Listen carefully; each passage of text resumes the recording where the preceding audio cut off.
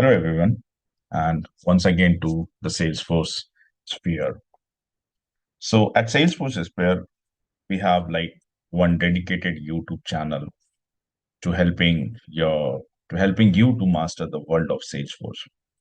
So it doesn't matter like whether you are starting your Salesforce journey or maybe you are enhancing your expertise. So Salesforce Sphere has something for everyone. All right. So as you can see in our channel, we have created different playlists to make your learning easy, right? So we have like admin, the non-coding portions of the Salesforce. We also have the development where you are going to learn the Apex and rest of other coding strategies, and the coding examples are there. Then I have also created a few of the important videos on integration wherein you will going to learn how to connect the Salesforce environment with the external APIs, the external systems, and how to exchange the parameters and data and everything.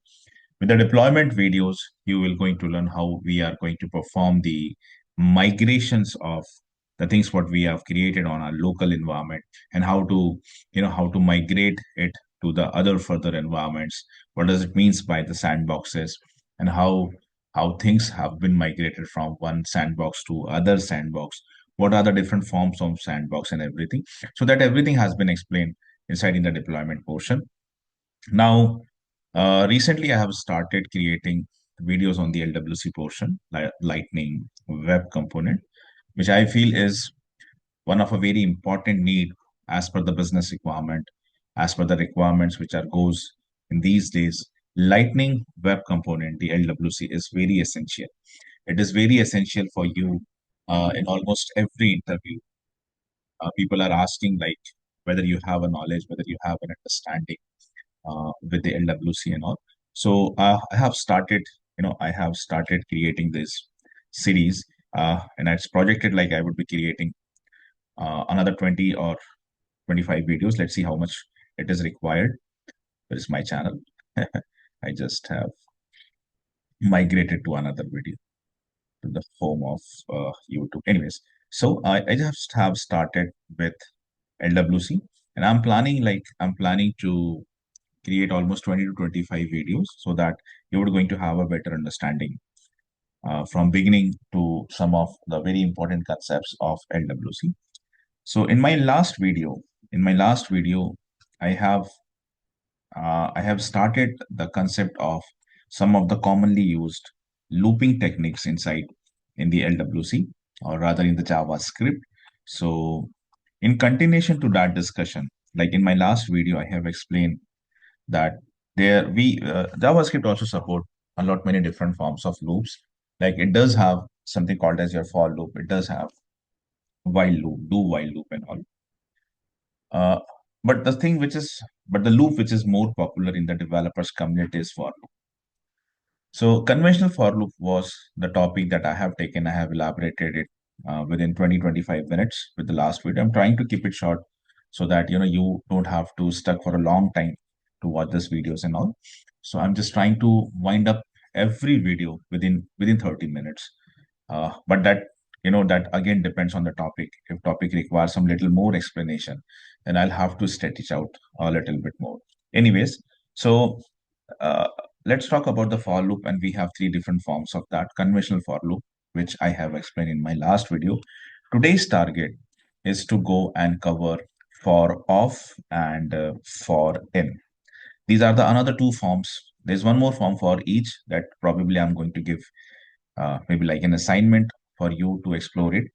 So we're going to talk this later on, but let's see what is a for off loop and how we can use for off, what could be the circumstances wherein for off is used, what is a for in loop in the further discussion, how to use that, what's the syntax, uh, and again what are the programming situations where for in loop is more advantageous as compared to your for off loop.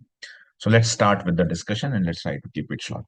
All right. So when we are working with the for of loop, actually for of loop have three different forms of your functions. There are three different types of function there are three different types of functions that are being used. So I'm just trying to copy it from one of my notes, which I have opened in another screen, because things have to be pretty much quick. So that's the reason I'm actually doing this. So there are to make the things iterable, to make the thing iterable. If you wanted to use for of loop generally have three different functions. The function is keys, values, and entries. So object refers to something like, we're going to take one example, and with that example, you will going to understand what does it means by an object. So for now, just for the explanation part, you can ignore what is an object, but let's concentrate on keys, values, and entries. Basically, if someone of you have a little understanding of something called as a JSON format, JavaScript object notation. So for of is something very much similar. For of, actually the JSON which I was talking about, JSON is something called as a key value pair. JSON is a key value pair. So for one entry of JSON, there are two things, keys and values. Now, in the same way, if you have the understanding of JSON, it's good. If don't, no worries about that. I'm just trying to relate the things wherever it is possible. Wherever it is possible to relate something with some another thing, that would give an example, that would give a better understanding. That's the reason. All right. So when we are using a for of loop mostly have three different forms of functions, three different forms of methods like keys, values, and entries. Now, as we grow further, and I'll take one example, you will going to understand what does it means by key. If I would use a function called as key, what that function is going to return to me, what is the function values is going to return to me, and if I would use the entries, what it is going to return to me. All right. So let's take an example very quickly and let's understand how we can make a use of your for of. So for this example, I'm planning to take uh, one object rather than using an array. With the previous one, with the old one, I have taken an array. Okay, I have taken an array. Now let's try to change this little bit so that with both of these examples, you're going to have an understanding like the arrays, the loops rather, is how we can use a loop either with an array or maybe with an object, how we can use. Okay, so when saying an object, what does it means in JSON? What does it means in JavaScript rather? Let me define an object first of all. Okay, so I would be creating an object. Let's suppose I'm using a let keyword. Let me take one object called my details, and let's suppose my details equals to, I'm going with this suggestion, I'm going with this intelligence, the suggestion that is provided to me from Amazon Q, and that is an extension, an AI extension rather, which I have installed in my VS Code, and it really helps. It really helps in a lot, many different ways. So I'm going to recommend this. Like if you are using the VS Code, so you can definitely go and install something called as Amazon Q. And there are little more extensions which I have installed. We're going to talk on this later on. Okay, so I have defined an object called as my details. So basically, what is an object? Let's talk on to this first. Array, we already have used in one of the previous example. Now, what's an array? What's an object rather? See, uh, if I wanted to define this in terms of a theoretical definition, if I wanted to make a differentiation between what is an array and what's an object, so in terms of a theoretical, in terms of theoretical description, differentiation, it would be something like a definition goes like array is actually a collection of similar elements. Both, what is common in both of them is like, there are multiple data, there are multiple records, there are multiple forms of data that is present inside in an array, inside in an object too. So there is one thing which is common between object and arrays, like both of them is used to store uh, more than one amount of data. Could be one of the more than one records, could also be one record, that is not an issue. But yeah, if let's suppose you are having let's suppose you are having multiple string data, you're having multiple characters data, multiple numerical data, multiple IDs, you're having multiple sort of, different forms of data you're having, different types, not different forms, rather more than one data of the similar form if you're having. Then if your data is same, like if you are having all of the string values, if you are having all of the characters values of the all of the ID values, if you are having all of your number value, numerical values, then you if the data form is same, then you would be using an array. So array, that is the reason is called as a collection of homogeneous elements. Array technically is called as a collection of homogeneous element. When we say homogeneous, it actually means data of the similar form.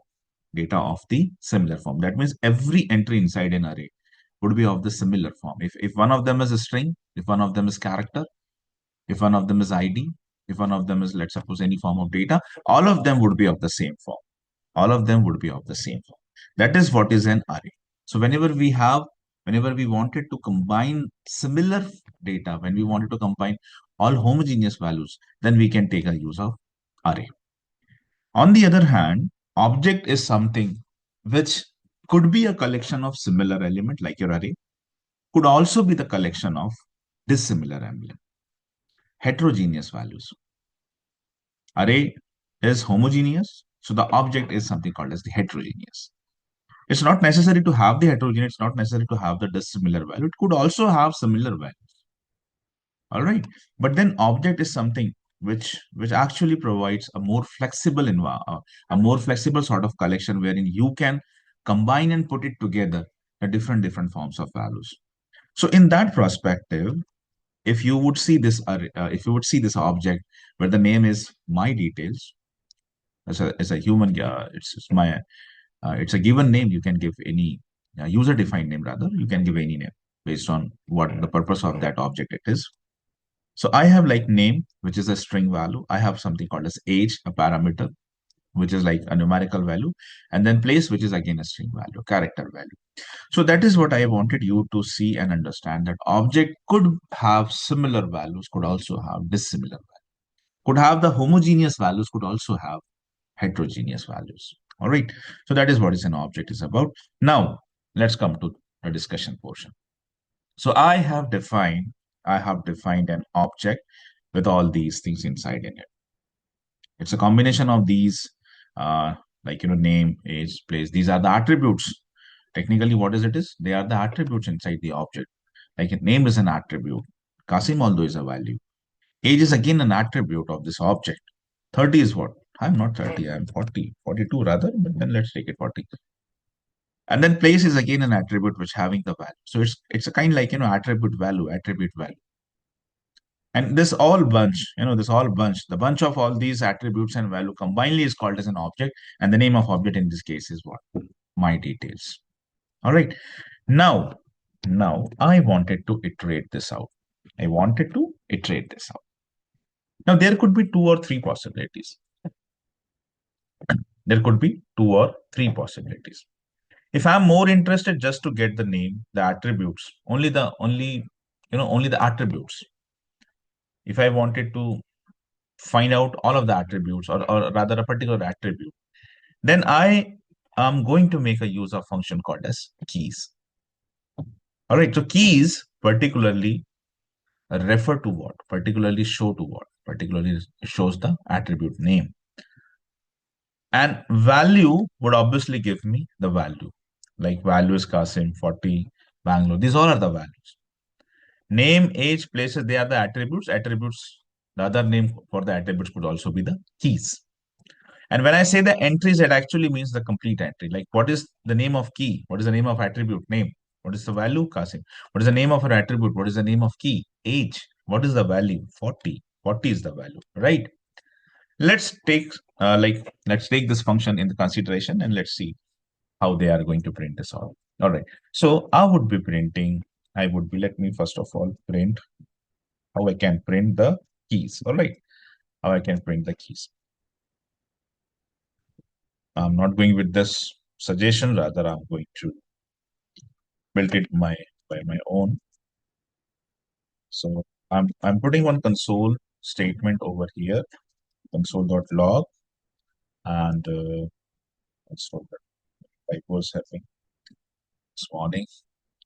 Let me take like something called as your current item. Current item. And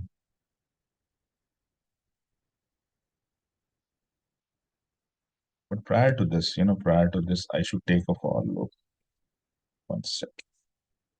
Let me define a for loop first of all. And within this for loop, I would be defining one property. A property is generally something, when I say property, current item, I will define a property called as current item. Now see, when I say property, property can be a variable, property can also be a function, property could also be the name of your arrays, the name of your objects. So property is something, it's more generalized word. It's more generalized word. So generally, inside in your JavaScript programming, inside in your LWC programming, whatever we define, whatever we define to store a single value to multiple value, to call certain functions and all, those things are generally called as property. So property is that generalized word. All right, don't make yourself confused with what is a property, what's an object, what's a variable. Okay, so this is my for of loop. What we are discussing for of loop. So let me show you the syntax of your for of loop. So I'm defining one for of loop. I just have defined one property, one property. So for, and inside in this for, I'm going to use off. All right, off. And then let me take like object, which is a standard keyword. I just have told you object dot keys, object dot keys. And then I am accepting this suggestion because this is what I was planning for. Now see this syntax, I'm going to explain you, and then we're going to see the output also.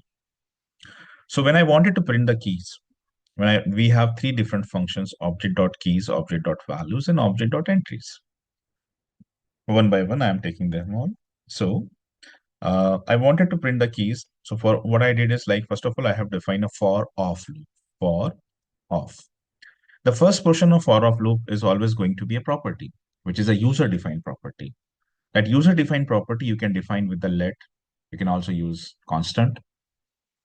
And which circumstances constant should be used, where the let is used, where the var is used. We're going to talk as and when we start with the LWC portion. So for now, I'm just trying to keep it simple. And for every property, for every variable which I'm defining, I'm using let for now.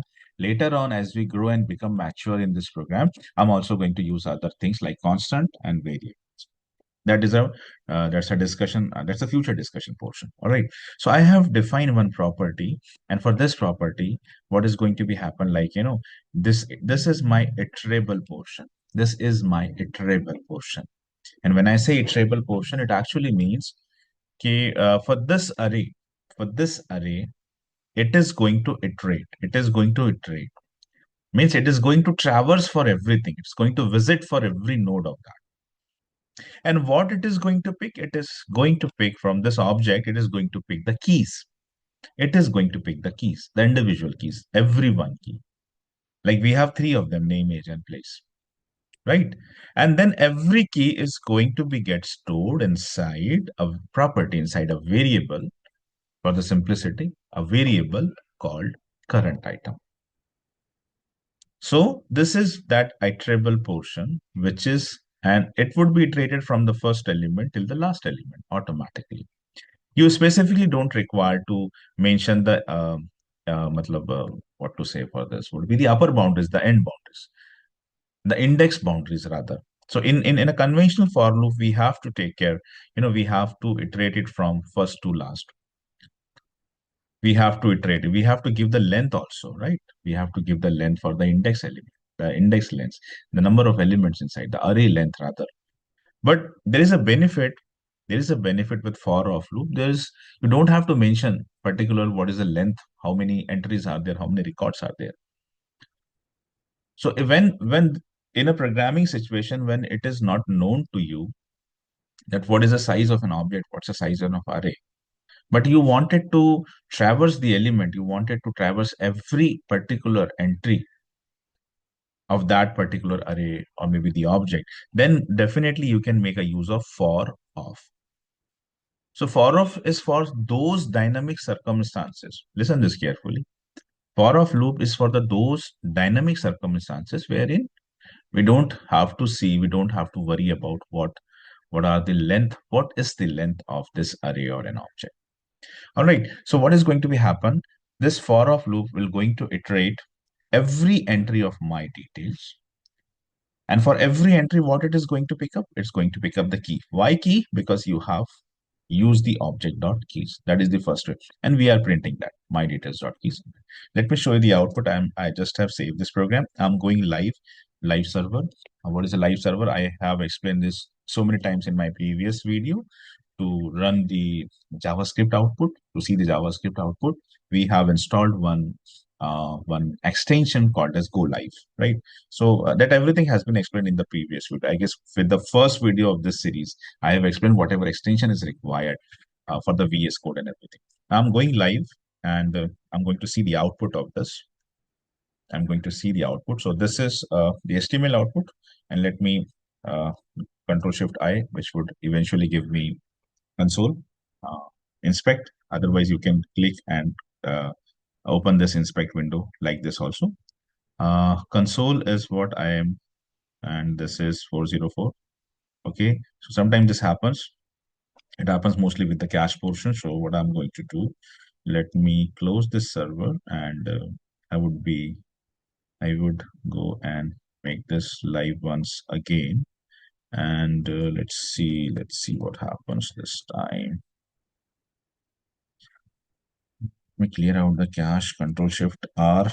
Control Shift R is mostly is used to clear the cache and reload.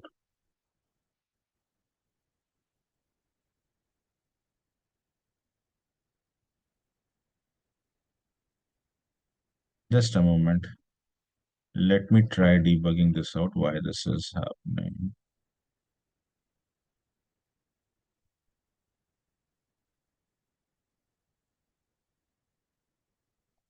Let me comment out this code also. I just have commented this portion. I now only have this console.log, and it seems to be good. Let me try opening it from the HTML portion.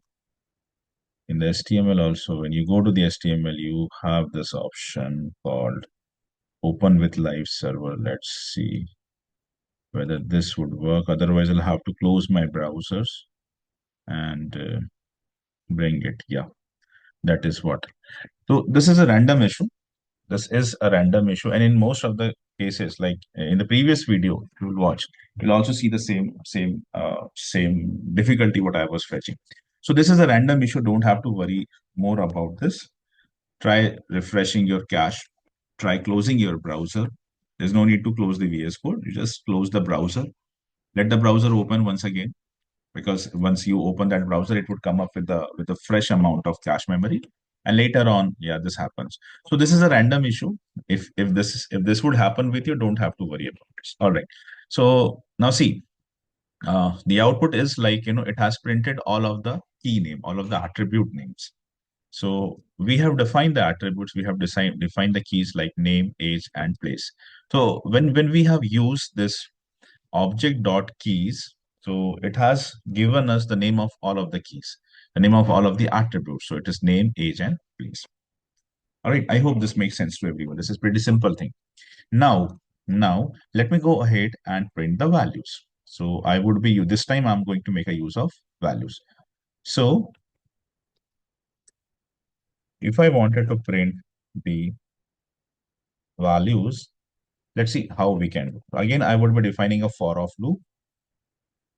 And yeah, suggestion seems to be good for me. Current item, update or values. Yeah, all right. So I'm going with the suggestion. So what I did is like, again, I have defined one variable, one property called current item. You can use whatever you wanted. And this time the function which I have used is for this object dot values. So it is going to iterate. It is going to iterate every entry of my details object. It is going to traverse. It is going to visit every entry of my details. And this time it will pick values. All right, this time, just to have a separation, let me insert a console.log also between these two statements so that we have a clear cut distinguishing between the outputs and all. Just as a separator. Now let me save this out. If you would save it over here, the output is going to be refreshed automatically at this position, right? The output is going to refresh automatically. Now see, so with my details dot key, we have already printed keys. And with the next one, wherein I have used my detail value. So all of the values inside an object called as my detail, those are going to be get printed. Okay, so the values you can see are Qasim, the values are 40 in the Bangalore, right? This is what it has been obtained. So basically, these two functions, the object.keys would only return you the attribute name, the key name. Object.value will going to return the value of each attribute for each key. And that is what has been shown over here. All the keys, all the values. Okay. Now let's go ahead and complete this part. What would happen if we would use object.entries, right? So first of all, let's have a separator console.log statement over here so that it would provide a separation, a distinguishing between the outputs and all. Now, if I wanted to print the keys and the values, if I wanted to print the keys and the values, or rather print the entries. So how I can use that? How I can go and use? Again, I'm accepting this suggestion by Amazon Q, and let me now save this out. So I have defined, see, I have defined another for off loop rather, and this time from an object called as my details, what we are iterating? We are iterating the entries. We are iterating the entries. And when we say entries, it actually means a combination of key and value, a combination of attribute and the value. All right, let's see how the output looks like to be. So I just have saved this. Control S is the shortcut. I go back to my browser. When you save it over there, the browser is automatically going to be get refreshed. Now see, the entries are attribute, key, and value. Attribute, name, value. Attribute name or key or value. So this is like how we can use, how we can use your for off loop. How we can use for off loop. All right. I hope this is clear to everyone. It's pretty simple concept. Now let's try to finish the discussion. I wanted to cover this also because in the next lecture, I'm actually planning for some other important things of JavaScript. So let's try to finish this up with this only. Now for in loop. Okay, for in loop. So just to have a separation of the output, I am using console.log as a separator. Oh, I guess so.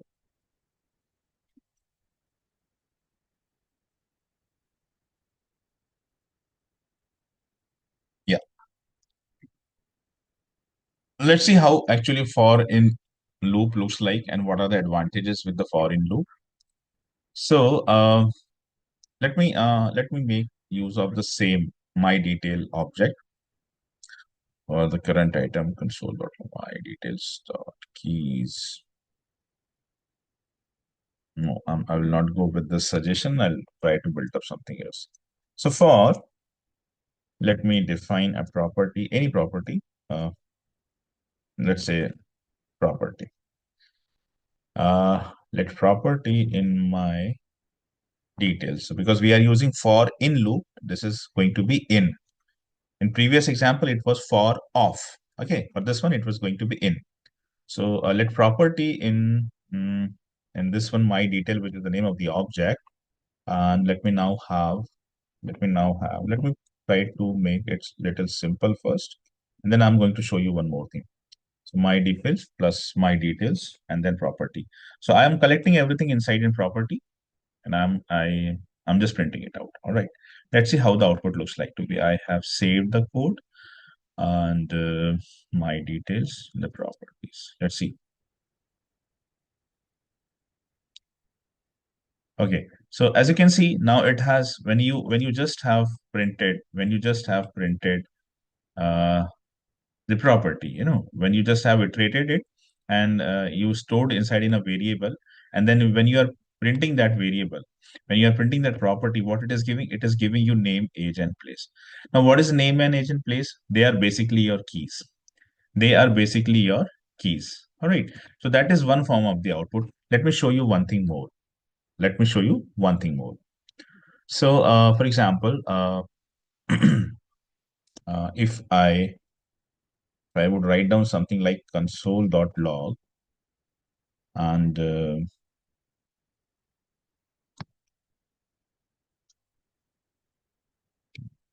try with this example. Yeah. So if instead of my details, let me show you something else, just to have a understand. I mean, a differentiation.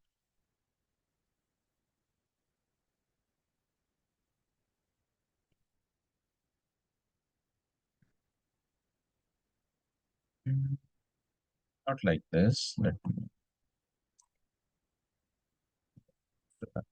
So this is another format actually. I'm just trying to get the format, nothing else. Property, comma, my details, property. Let's see what is going to be the output for this one.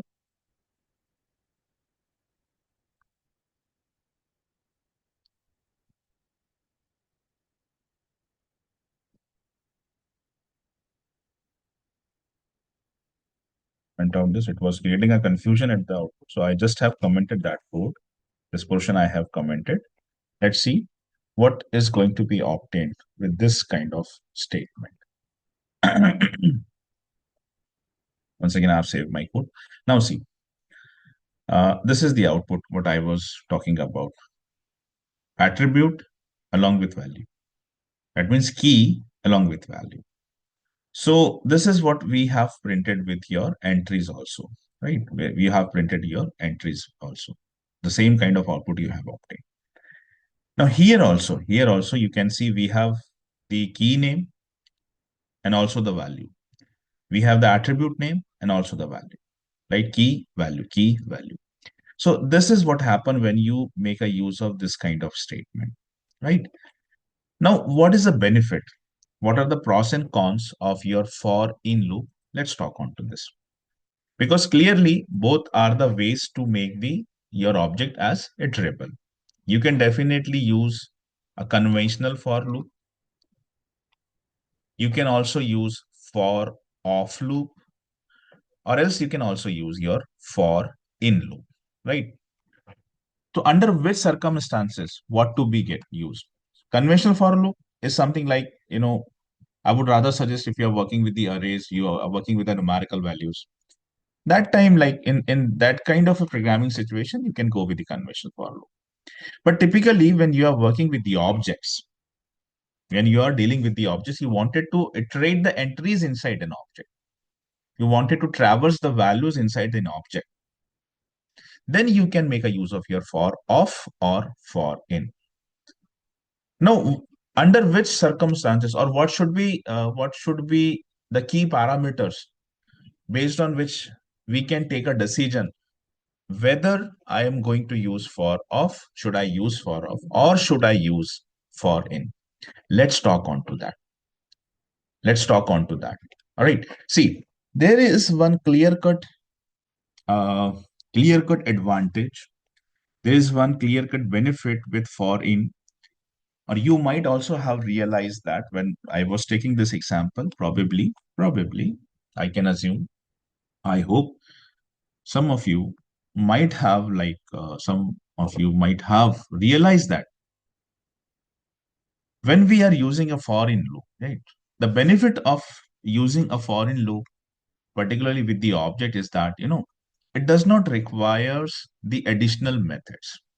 It does not require this one. I'm talking about for in loop. So you might also have been realized this that if we are using for in loop, if we are using for in loop for the objects, like we have taken this my detail, the same object. For both of the example, we have taken the same object.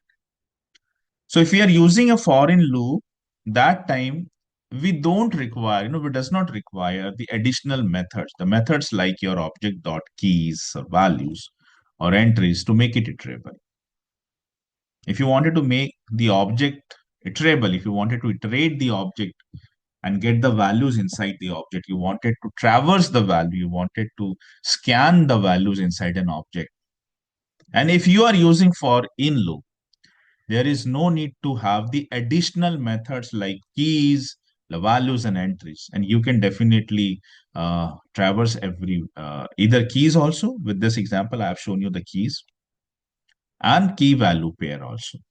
Key value pair also.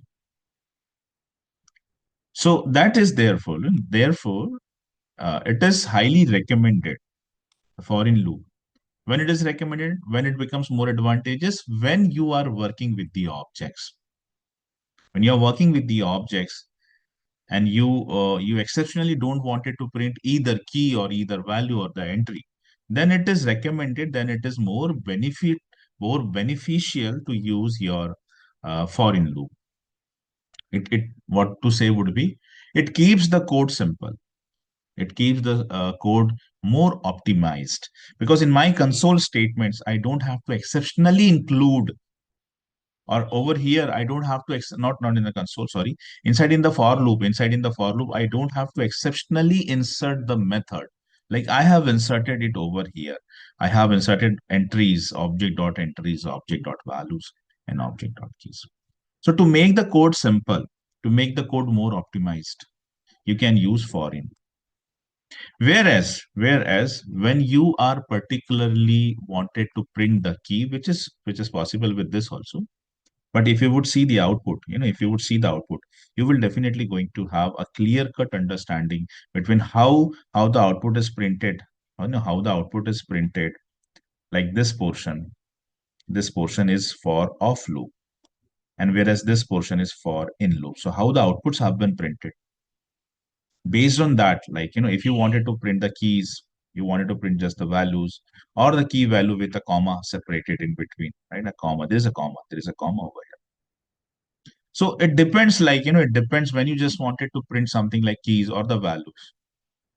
Then you can definitely make a use of your for off. You can definitely make a use of your for off loop. How to remove this annotation? I just forgot it that I have inserted annotation, but now I'm realizing that how I can remove these options, I guess. Clear all drawings. Oh, that control has been changed little bit. I have previously used the Zoom, but now it has been come up with a whole new UI.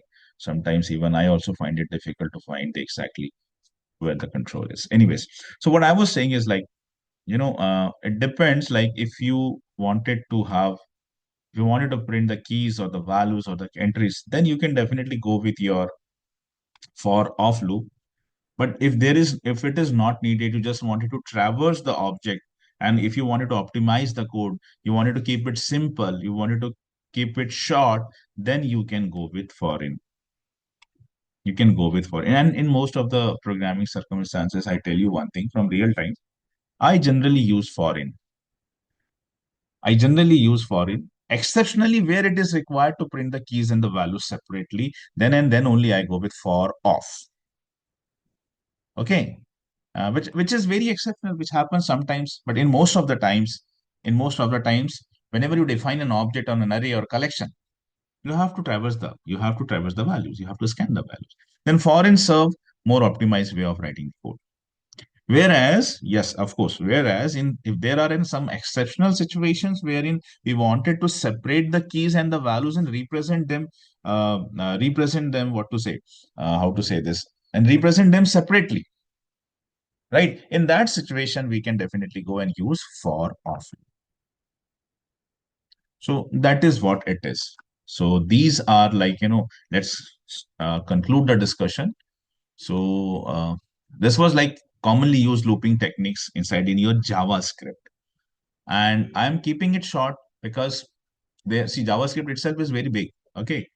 Uh, There's a lot many concepts in JavaScript, but not everything is required in terms of LWC. When we talk about LWC, there's a very limited set. There's a very limited set of the JavaScript concepts that are being used inside it. So I am actually concentrating on those only because I wanted to keep this series short, at the same time very effective. So this is the primary goal. Okay, fine. So let's conclude the discussion with in my next. Let me write it down because I create this videos when I got the time. So sometime I also forgot what is my next topic. So I usually write it down over here. So the next thing is, in the next video, I'm going to talk about something called as an arrow function. Now, arrow function is very new, and it has been recently introduced in ES6, the ECMA 6, the recent version of your HTML, the recent version of JavaScript programming, something called as ES6. So arrow function is, again, it's actually used to shorten the function, the expression, syntax, and everything. So how we can make a use of your arrow function? How does it make your code more compact? How does it make your code more optimized? We're going to talk, and these are some of the exceptional see.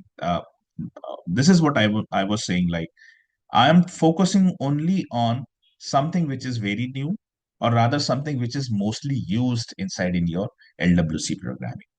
So I'm taking only those the JavaScript methods, the JavaScript functions that we typically use in LWC and that are very new in terms of programming. So my next target is the next video which I will be creating would be on the arrow function, and what are the advantages of the arrow function, how it actually helps you to shorten your code, the expressions and everything that we are going to see in my next videos. I guess that's all for today. That's enough on this. Try. I'm very unfortunate to say that I'm not able to share this theoretical things, but yeah, because they are here, you can definitely try typing the same thing in your browser, in your VS Code. And it's always good to understand by implementing these things by yours. So programming is the only thing which can be learned by implementing. There is no another way. There's no theoretical point of there's no theoretical thing. People have asked me this, while they are commenting on my video.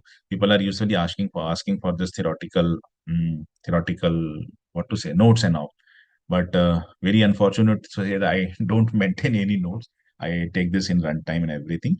So yeah, if you are implementing, you obviously are typing this, and when you are typing, you can create your own Notepad document for this one. Notepad plus plus is the recommended tool for this. So try doing that. Try implementing everything of them and see the outputs. All right, guys, stay tuned for the next upcoming videos.